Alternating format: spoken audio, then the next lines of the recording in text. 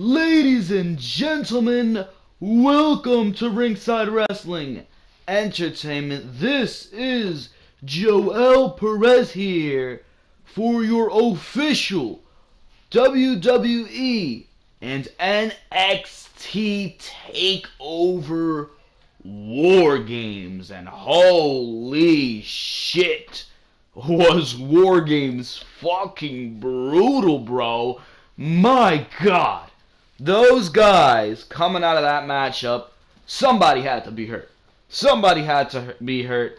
My bet is on Alexander Wolf, completely busted open from the back of the head in that match. The ending scene of that match was like the end of a fucking murder scene, bro. Everybody was laid out. Everybody. But in the end, winners did arise in the Undisputed Era.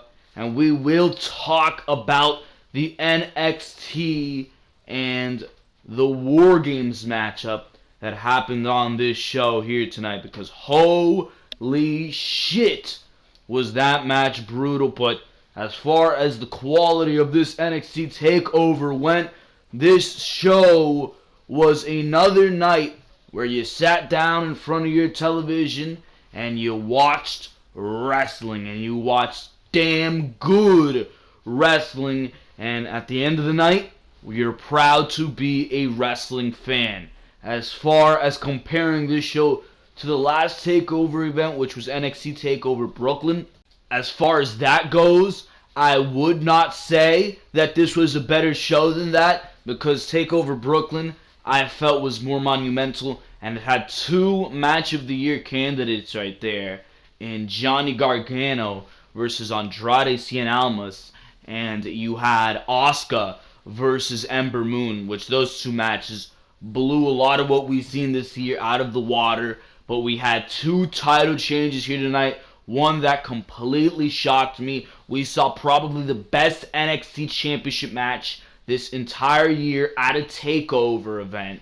Probably the best NXT Championship match between Andrade Cien Almas and Drew McIntyre. You had an absolutely spectacular matchup between Aleister Black and the Velveteen Dream, which many say stole the show, and I think I would agree with that. That matchup was great.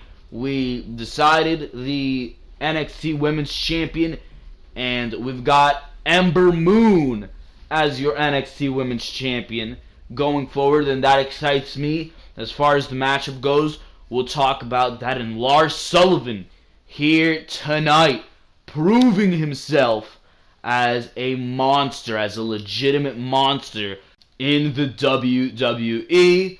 But before we do get into talking about all these matches specifically, of course, make sure to go check out all the other content on the Ringside Wrestling YouTube channel. So much content this week on the Ringside Wrestling YouTube channel. You had your Monday Night Raw and Smackdown reviews on Monday and Tuesday. On Thursday, the preview and predictions for Survivor Series 2017, which is going on tomorrow. A big Survivor Series. The preview and predictions were uploaded for that on Thursday.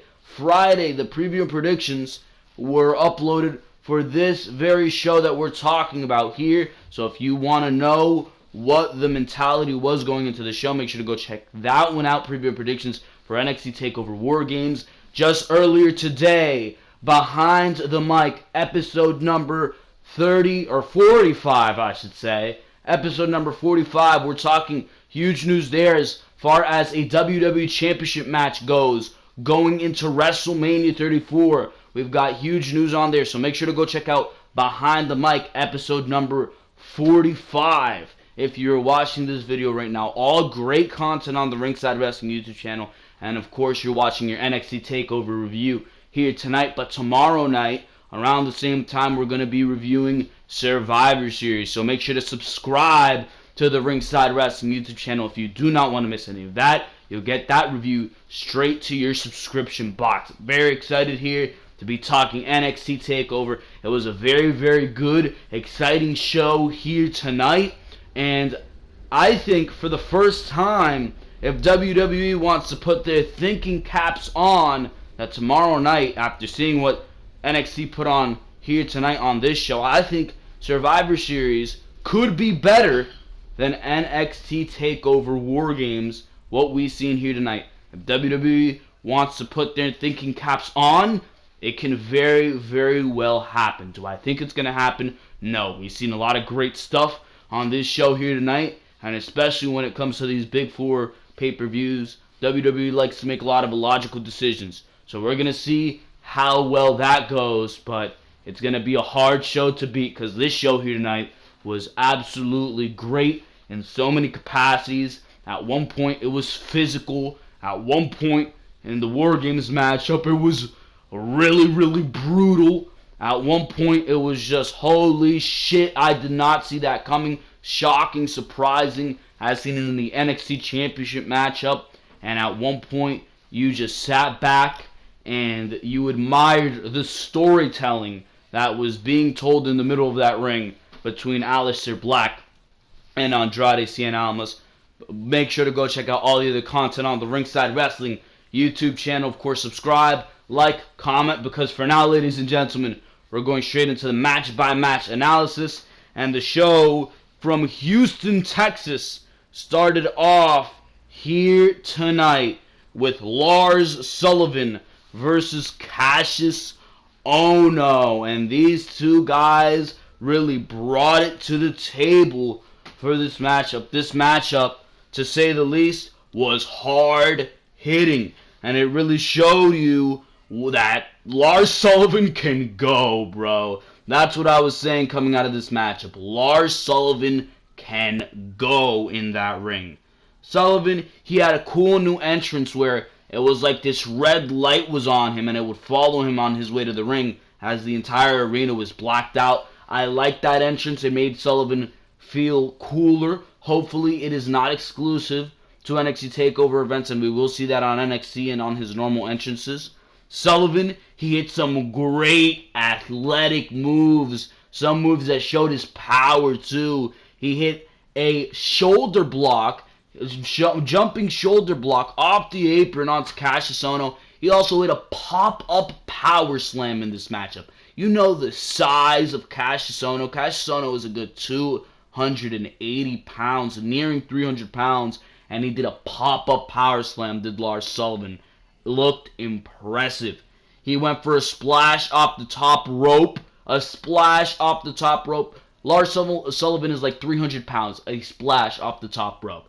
Gotta be kidding me. Absolutely ridiculous. But at the same time, you're just saying, holy shit, right? But he missed that. That allowed for Ohno to finally find an opening in this matchup. Went for a series of elbows, kicks, and forearms. That was all topped off by a cyclone kick, which Mauro Ranallo emphasized was the first time that Lars Sullivan has ever been taken down. Ohno, he would try to kick Sullivan down, but every time Sullivan would sit back up and scream. Finally, Ohno tried for the spinning knockout forearm, right? But he was just met with Sullivan's finisher, which they're calling the Freak Accident, which is a finisher that really needs to be changed with all the impressive things that Lars Sullivan was doing in this matchup.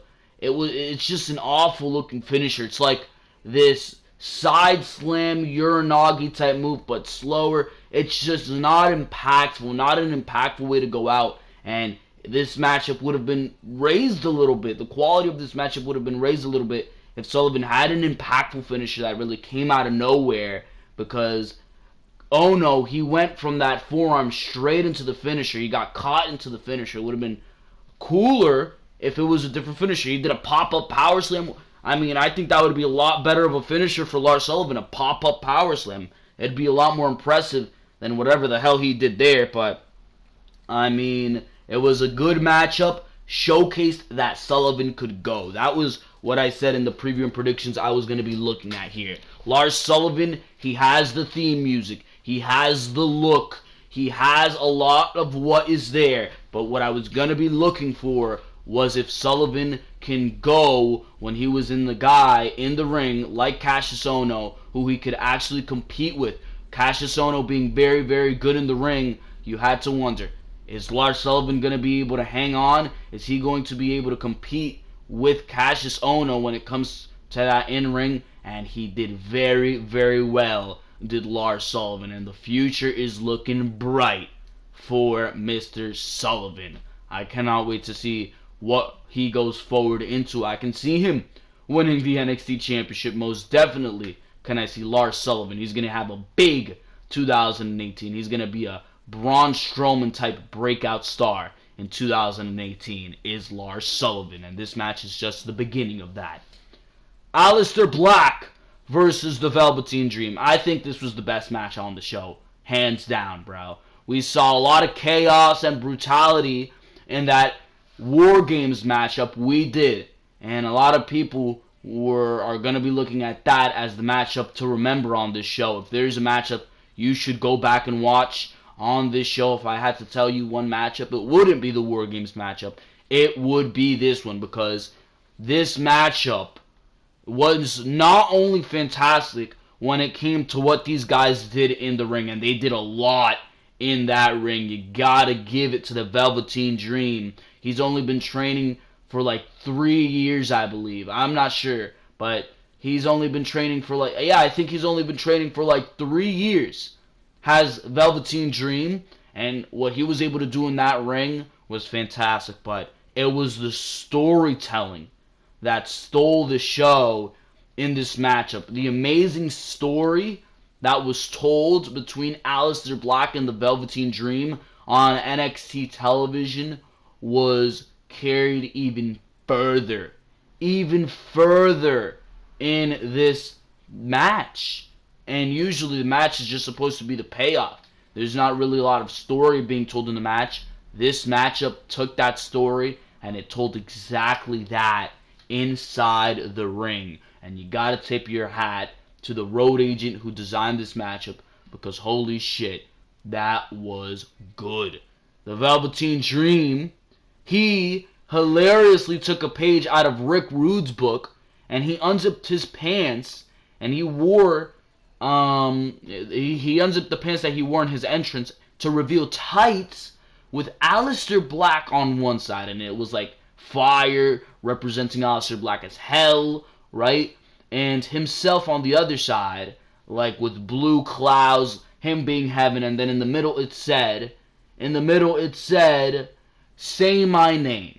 Say my name. So from everything down to Aleister Black's pants, or not Aleister Black's pants, the Velveteen Dream's pants, bro.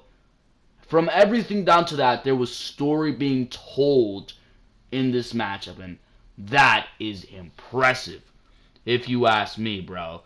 Anyways, the story was told in this matchup. There was this phenomenal segment of this matchup where Black, he was going to go diving onto the ring, but he did that thing that he does where he does like a springboard backflip into the Indian style, right? And it was as Velveteen Dream was coming in, and he was like kind of shook, right? And then he started gyrating Big E style in the middle of the ring. But every time that the Velveteen Dream would try to like see if Aleister Black was paying attention, Aleister Black would have his head turned to the other way, and his head turned to the other way, until the Velveteen Dream sat in the middle of the ring himself, Indian style.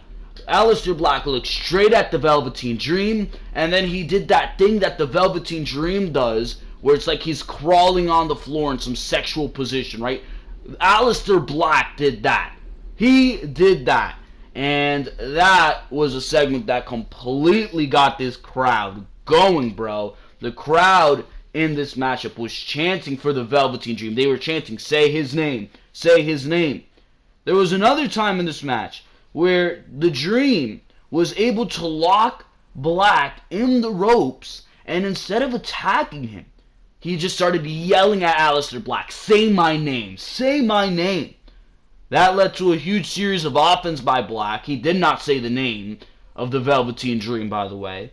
That led to a huge series of offense where Black capped it off by hitting a beautiful springboard moonsault. There was a near fall where Dream hit a beautiful Death Valley driver, yet Black was able to kick out. There was a point where Velveteen Dream was going for an avalanche Death Valley driver, but Black escaped it into a sunset flip, kicked the Velveteen Dream off the turnbuckles, hit a big knee, and he tried to follow it, but he was reversed into a beautiful flatline DDT for a huge near fall, bro. That led to "This is awesome" chants. The crowd was going, bro. They were going at this point in the matchup. When Dream looked for the purple Rainmaker at the top, he started doing the Rick Rude gyrations at the top, right? He even hit a Rude Awakening at one point in this matchup, by the way. He started doing those, and that allowed Aleister Black to put the boot up, which tied now the Velveteen Dream in the ropes. And if you remember, this is all a callback to NXT television, them getting tied up in the ropes, which is why this is even smarter. It's calling back to the feud they already had. When Aleister Black was tied up in the ropes and the Velveteen Dream just kept attacking him and attacking him. Finally, Aleister Black was in a position to get his revenge. The Velveteen Dream was now caught on the ropes, and Aleister Black, he got his revenge, hitting the Velveteen Dream with a huge knee, and the referees kind of started arguing with Black. Why would he do that, right? That allowed Mr. Velveteen Dream to hit a beautiful, picture-perfect super kick, which sent Black into the ropes. He was able to hit like a spinning mid-air flying knee, some shit like that, bro. It just looked awesome. And as the Velveteen Dream got up, he ate the Black Mask, and he won the matchup with that one. And what was even amazing, what capped this match off, what sent me home with a smile on my face, was that after the matchup, Aleister Black, sitting Indian style in the middle of the ring, with the Velveteen Dream right next to him, fallen in defeat, said, he took the microphone and he said, "Enjoy infamy, Velveteen Dream." So finally, Aleister Black said the name of the Velveteen Dream. Picture perfect. Like I said, what they did in the ring was phenomenal. But what they did when it came to storytelling, when it came to investing you into what they were doing in the middle of that ring, they exceeded all expectations, bro. Best match of the show. By far, if you ask me. Best match of the show was the Velveteen Dream and Aleister Black. Because what they did in the ring, it was absolutely fine. It was very, very good what they did in the ring. But, yeah, they can do that in the ring any night. It'll be alright. But it was the storytelling behind this that took what they did in the ring and brought it from good to great. And that's something that they need to do more often on the main roster. On the main roster, they just depend on having the talent that they have. They have a Kevin Owens, they have a Sami Zayn. Let's put them in there without any good storytelling and expect the crowd to cheer because these two guys are going to put on a good match. We have AJ Styles, we have Kevin Owens. Screw the story. Let's put them in there because they are good talents and they're going to have a good match. But the match, not realizing that the match could be elevated like this one was if you put the proper time into building a story. And that's what this matchup had. And that's what made this matchup from good to great, if you ask me. Let's move on here. Kairi Sane versus Ember Moon versus Nikki Cross versus Peyton Royce. I would say that this was the weakest match on the show, and I said this on my preview predictions. The Fatal 4-Ways, especially with the women's, seemed to be sloppy and a little bit of clusterfucks, and that's what this felt like. I mean, the Fatal 4-Ways with the women are never good. The women always excel in the one-on-one matches, but I understand why this is a Fatal 4-Way because you were going to have Kairi Sane in there. but you weren't going to have Kairi Sane win the title, at least not just yet. So you put her in this fatal 4-way so she wouldn't have to be pinned, and it made sense. It made sense. And by the way, speaking of Kairi Sane, she came into this match with new theme music. I don't know how I feel about it. I think I'm going to have to get used to it. I like the old one. It felt adventurous. This one feels more Japanese, bro. That's what that one feels like. It feels more Japanese. It feels like they had to give Kairi Sane that cultural theme music because, of course, it's WWE, right? But this was a good match, to say the least. A lot of near falls in this matchup. In the beginning, Ember Moon was able to hit Nikki Cross with the pop-up sit-out powerbomb on the outside, which took her out of the matchup for a while. There was a point where Kairi looked for the insane elbow, but was met by Ember Moon, who put her in superplex position, and in came Mrs. Peyton Royce, German suplex position, big Tower of Doom spot right there. There was a series of finisher near falls as well, including Nikki Cross hitting the swinging neck breaker on Kairi Sane. That was broken up by Ember Moon. Ember was then hit with the swinging neck breaker, elevated on the top rope by Nikki Cross as well. That sent her out of the ring. Peyton Royce came in, hit the perfect plex on Nikki Cross for a super near fall, bro. Super near fall. It kind of looked like a 3 count, too. It kind of looked like the referee withdrew his count, and Kairi Sane was a little bit late to break that one up, but she did break it up, and she was able to go for the insane elbow on both Royce and Cross, who were on top of each other, for a near fall before that was broken up by Ember Moon. And it was Ember Moon who was trying to go for the Eclipse, I believe, on Nikki Cross, but Peyton Royce came in and she kind of beat up Ember Moon, but never took her off the top rope, right? Never took her off the top rope, left her on the top rope, and as she battled Peyton Royce with Nikki Cross, that set up, that put them in position for a double Eclipse, and Ember Moon was able to hit the double Eclipse and win the NXT Women's Championship. The Eclipse, on one hand, sent Royce out of the ring, and she was able to pin Cross to become the new NXT Champion. Like I predicted, Ember Moon, your new NXT Women's Champion. And after the match, Asuka even came in. I believe she was in the crowd. Took the title, handed it to Moon, hugged, and Asuka and William Regal held up Moon's hands. Ember Moon is finally your NXT Women's Champion. I expect her to do very, very good things with the title. That's why I wanted her to win it, because I know that she's going to put on some top quality matches. She's going to be defending that title very, very well. Her matches with Nikki Cross that present themselves. A match now with Kairi Sane presents itself. A match with whoever the hell else NXT has grooming. With all the Mae Classic people. Look at Piper Niven. Piper Niven and Ember Moon would be a great matchup. And she looked good. Presents itself. We can have a rematch from what we saw this past week on NXT with, what was her name? Mercedes Martinez and Ember Moon for the title. So there's a lot of things that present themselves for this NXT Women's Championship now. You know Ember Moon's going to be a fighting champion, and it's going to be interesting to see what she does with the title. She certainly deserves it. A lot of people were saying she deserved it in that match with Asuka, but they decided to do the right thing and keep Asuka's undefeated streak, keep Asuka special. And in the end, Ember Moon ended up with the title anyway. She is your new NXT Women's Champion. And speaking of new champions, we had one in this matchup between Andrade Cien Almas and, of course, Drew McIntyre. This matchup was very, very good. What a lot of people are saying and what I am saying is the best NXT Championship matchup that we have seen all year. There was a point in this match where McIntyre had Almas in powerbomb position, but Almas Hurricane Ronda'd him into the post and followed it with a huge moonsault.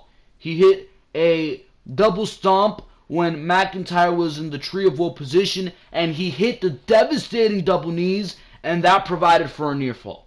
McIntyre was able to hit a beautiful sit-out powerbomb and even the Future Shock DDT. But almost was able to kick out. Almost got the knees, but this time, the double knees in the corner, but this time to the back of the head. Still not enough. Still not enough. Almost, he then went outside, grabbed the NXT Championship, started parading around with it. Here's the referee. His attention is occupied with trying to get the NXT Championship away from Andrade Cien Almas. Zelina Vega, she gets inside the ring and Hurricane Rana DDTs McIntyre headfirst into the canvas. Back in comes Andrade Cien Almas and hits the pump handle DDT. And what happens? 1, 2, McIntyre kicks out. I was shocked. And I'm like at the edge of my seat at this point saying, alright, McIntyre kicked out of that. He's retaining the title. I could not believe myself, bro. I thought this entire matchup, I was under the impression McIntyre is retaining the NXT Championship. It's just happening, bro. And that moment where Zelina Vega hit that move, and here comes Andrade Cien Almas and hits the pump handle DDT, I'm under the impression this match is over. And I'm thinking firmly that McIntyre's winning the NXT Championship. Not the case, though. And after that, McIntyre was able to hit a Claymore where Almas, he was able to roll by the ropes. And Zelina Vega put his leg on the rope. And that allowed Andrade Cien Almas to survive yet again. McIntyre looked for another Claymore. This time, Andrade Cien Almas manages to duck. That sends McIntyre over the ropes, and that allows McIntyre to elevate, or Andrade, I should say, Andrade to elevate McIntyre like Randy Orton does with his DDT, but on the top rope, and he hits the DDT. McIntyre lands flat on his head, and it's 1, 2, 3, new NXT champion. Now, I would have done it in the spot where, if you were going to do it, because Andrade Cien Almas did become your new NXT champion here. If you were going to do it, I would have done it in the spot where Zelina Vega came in, hit the Hurricane Rana DDT, and Andrade hit the pump handle DDT. That's where I would have done it, because that spot was just absolutely amazing how they did that. But it was not the case. But Andrade Cien Almas is your new NXT champion. I'm shocked. I really am shocked. I thought they were going to keep it on Drew McIntyre, and we were going to go into San Antonio with Aleister Black versus Drew McIntyre. And Aleister Black was going to win the title for McIntyre there, and we were going to go into NXT Takeover in New Orleans next year, where we were going to see perhaps Ricochet versus Aleister Black, because I know Ricochet is coming into the WWE, or something like that. Aleister Black in the main event of the WrestleMania NXT Takeover. That's what my impression was. But the title is off of McIntyre on Andrade Cien Almas, and maybe the plan is to have Andrade Cien Almas hold the title and for him to lose its Black, and then you can go on and do Drew McIntyre feuding with Adam Cole. I don't know. This really throws things into a disarray. I thought Drew McIntyre was going to retain the title, but apparently that is not the case. So the way NXT is going to go about this, I'm not sure. I'm really, really not sure at this point how NXT is going to go about this. And they have an interesting scenario on their hands. Andrade Cien Almas is your new NXT champion. And I can't say the guy doesn't deserve it. His gimmick with Zelina Vega just got turned completely upside down. This guy went from zero to my hero. He always had the in-ring ability. He was always capable of putting on a good match. But Zelina Vega gave him the presentation and the promo ability and turned this guy into the complete package. And I'm excited to see what the guy does as NXT champion. I'm not against it. I'm really not. He's been built up for the role, and he could do good things in the role. I'm not sure, but Andrade Cien Almas, new NXT champion. And we move on here to the main event of the evening, and damn did it feel big. It was the Undisputed Era versus Sanity versus the Authors of Pain and Roderick Strong in a War Games matchup. Ooh.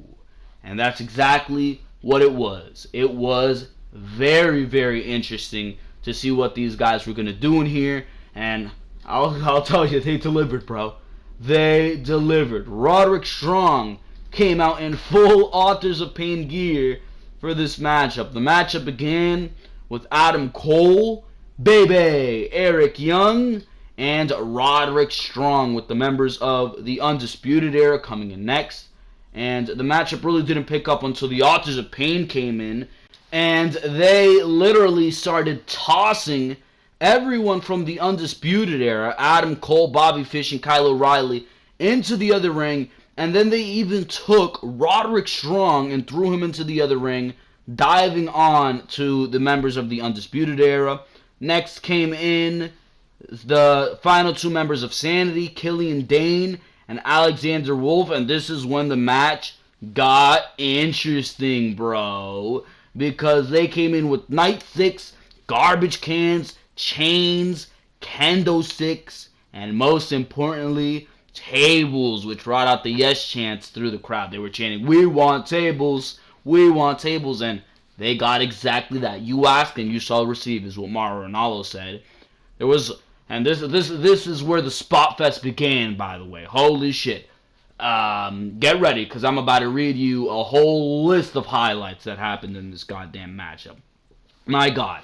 There was a spot where Kyle O'Reilly hit the ropes with the chair, missing, I believe, Eric Young, and it bounced right back onto his head. That was kind of funny and looked brutal at the same time. Alexander Wolf then power slammed Bobby Fish on a garbage can. Killian Dane cleared the ring when he got in after eating the key. He literally ate the key to the War Games matchup. That must have not felt very good for his stomach midway through this matchup, I betcha. But he Michinoku drivered Adam Cole onto Bobby Fish and hit a fall-away slam Samoan drop with Kyle O'Reilly and Roderick Strong on his back. The Undisputed Era hit the Chasing Dragon on Roderick Strong and Bobby Fish and Kyle O'Reilly, kicked the literal shit out of Killian Dane and Roderick Strong. Kyle O'Reilly, he was able to lock in a cross arm breaker on Alexander Wolf with a chain, helping him with leverage, but Eric Young came out of nowhere, hit an elbow drop onto Fish. That was onto O'Reilly. That was followed by a moonsault by Bobby Fish. The Authors of Pain hit a double ring super collider with Killian Dane in the middle. So they had Kyle O'Reilly and Bobby Fish on their backs. Killian Dane was in the middle gap in between the rings. They smashed both backs of Kyle O'Reilly and Bobby Fish into the head of Killian Dane and then did the powerbomb. That gave them, I believe, a near fall. Eric Young, he was able to hit a Death Valley driver on Akam. He was able to pick Akam up, bro. Holy shit, is Eric Young fucking strong. And he was able to do that on top of Razor. So imagine a Death Valley driver on Akam onto Razor. That looked crazy. Roderick Strong then came out of nowhere and hit 50 different types of fucking backbreakers. Holy shit. That was to no avail because there were double towers of doom hit from both rings. So 4 guys on one side, 4 guys on the other, bro. Looked absolutely crazy. It was like Eric Young, let's say, was in the middle with Bobby Fish and Kyle O'Reilly in backbreaker position, and then came 2 members of the 2 Authors of Pain from behind, powerbomb position, and they just powerbombed everybody, and that looked fucking crazy. Double towers of doom from both sides of the ring, or both rings, and in the middle was Adam Cole, baby, in the gap between the 2 rings, sitting in the middle I don't know, it was like this rope in the middle, right? And lying on the turnbuckles. And it was just this cool moment of peace because there was all this chaos everywhere. And it was this cool moment of peace where Adam Cole just sat in the middle of the two rings. And it was Adam Cole, baby! Huge chance of that going across the arena, right? But that left him standing in between the two rings. Alexander Wolf then. This led to a spot where Alexander Wolf put one of the members of the Authors of Pain out with a German suplex off the top rope onto two tables, which were set up, and that just busted open completely. Looked absolutely painful. Completely busted open the back of Alexander Wolf's head, and that just shows you, it might not have been planned, but the War Games matchup is brutal. There will be blood, even though WWE didn't look like they were planning blood. There was blood here tonight. So if you wanted blood, I know I wanted blood, you got blood. So there you go.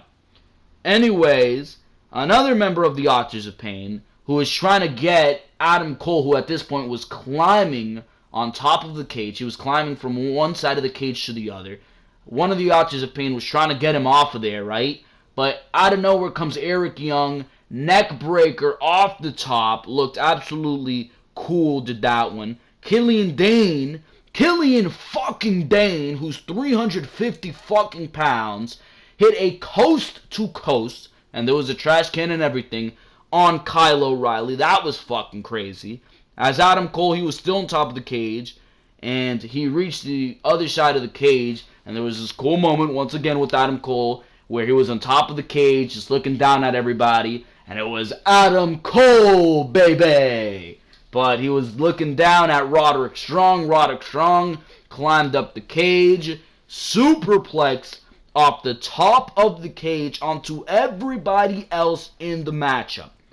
That led to a big brawl in the ending sequence of the matchup. Killian Dane was super collided in between the two rings. One of the Authors of Pain was put out by Bobby Fish and Kyle O'Reilly. One of them had a sleeper hold on him, while the other one was just beating the shit out of that Author of Pain while the sleeper hold was applied. That took him out. Everybody else was just taken out. And that left Eric Young, who hit Roderick Strong with the wheelbarrow suplex onto the cage, and then that left Adam Cole and Eric Young. And they had a little brawl, but it was just a chair, which Eric Young had in his hand, and a Shining Wizard by Adam Cole, which was ending the match. It was an anticlimactic finish. It really was an anticlimactic finish to this matchup. It was just a Shining Wizard while Eric Young had a chair in his hand that put this match to end. I expected a bigger, cooler spot, maybe hitting a red, or whatever the hell their move is called, a red dragon or whatever the fuck they call it. Maybe hit that.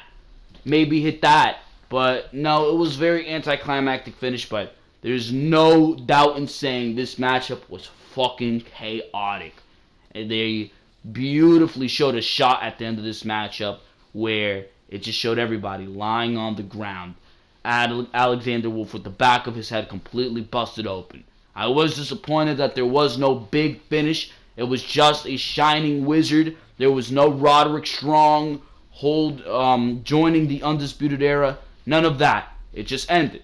And that was very anticlimactic. But as far as the first WWE produced War Games matchup, this was a success. I enjoyed myself. I sat back, ate my popcorn, drank my soda, right? And it was very, very exciting to watch while I was watching it. And it was a nail biter. It was a nail biter, ladies and gentlemen. But in the end, the Undisputed Era, Adam Cole, baby!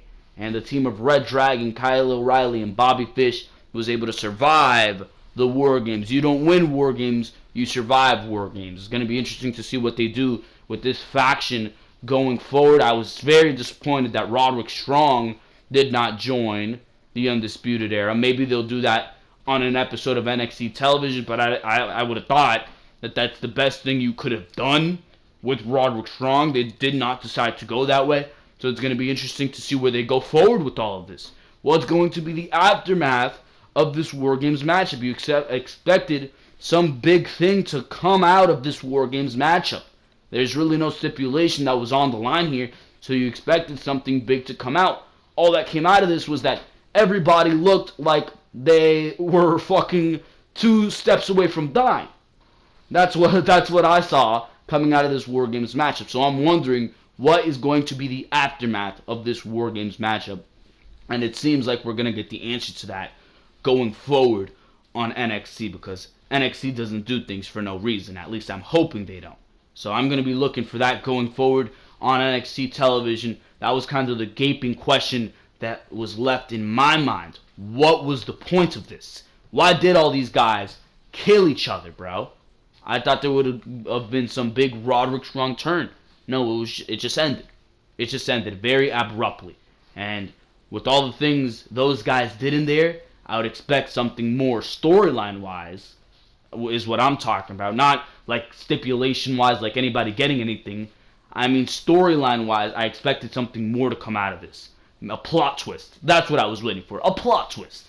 Perfect word, a plot twist. And that was not given. So I'm waiting for that to happen, and it's probably going to happen on NXT television if it did not happen here tonight. So cap things off, I think the War Games matchup was very, very good, very brutal. It delivered for what War Games was supposed to be, as expected. Great NXT Championship matchup, probably the best NXT Championship matchup we've seen all year, and a shocking ending to that. Got a new women's champion here tonight. The Women's Championship finally is not vacant on NXT television. Things will finally have a direction there.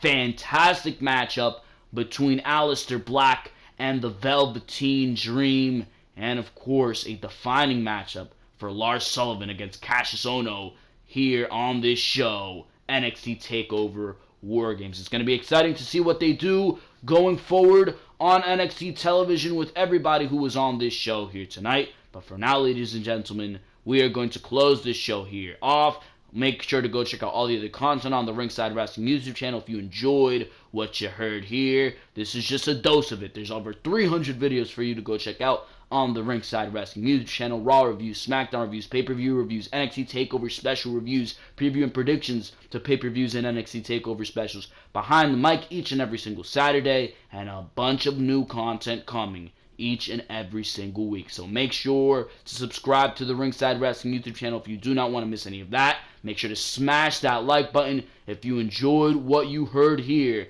on your NXT TakeOver War Games review. And of course, make sure to comment what you thought of NXT TakeOver War Games here tonight. For now, ladies and gentlemen, this has been Joel Perez of Ringside Wrestling Entertainment. And for now, I am out of here. Thank you very, very much for watching this video. I will see you tomorrow for your Survivor Series 2017 review and results.